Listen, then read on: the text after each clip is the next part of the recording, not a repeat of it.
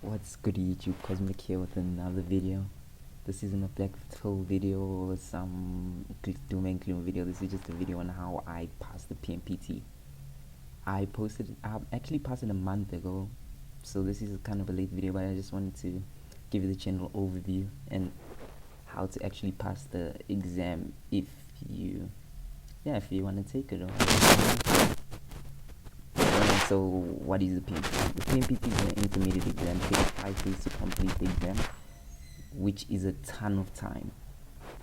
It takes 2 days to write the report. The report was one of the most stressful parts for me. It's really nice. Most people complain about the actual exam, but the report is super funny, and you have to present a live 15-minute debrief, which is cool.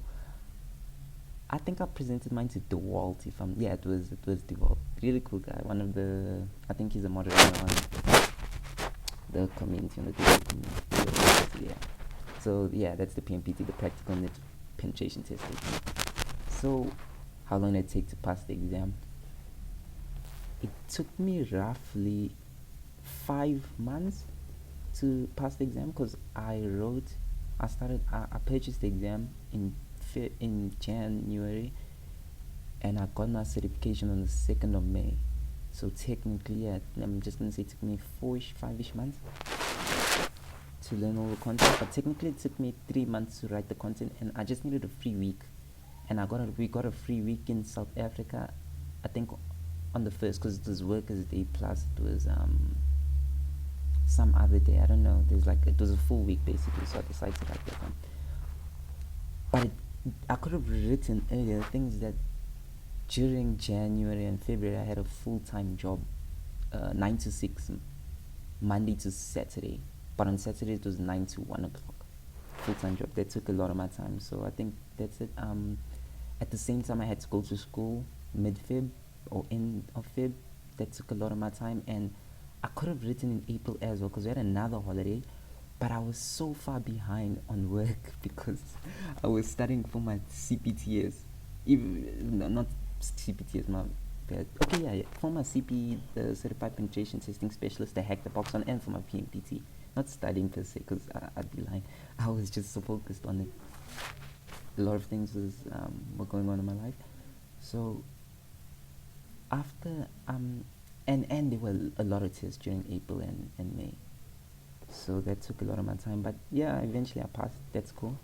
So I'm gonna put the boxes that I recommend on screen. Boxes that really prepared me for the PNPT. Really good boxes. They might be harder than the actual boxes, but I think if you pass the list, I did all the boxes. If you pass the list, the PNPT will be kind of a breeze. Or it would make it easy. It's good. It's a good list. Okay, and last but not least, it's gonna be a short video just to preface. Last but not least, my first tip is enumeration is key. It's not a CTF. It's not a capture the flag. Don't play it like a capture the flag. It's a real environment. It resembles a real environment. It's a real engagement. Think of it as a real engagement. If one tool doesn't work, doesn't mean that attack vector doesn't work, if that makes sense. So if go buster is not working,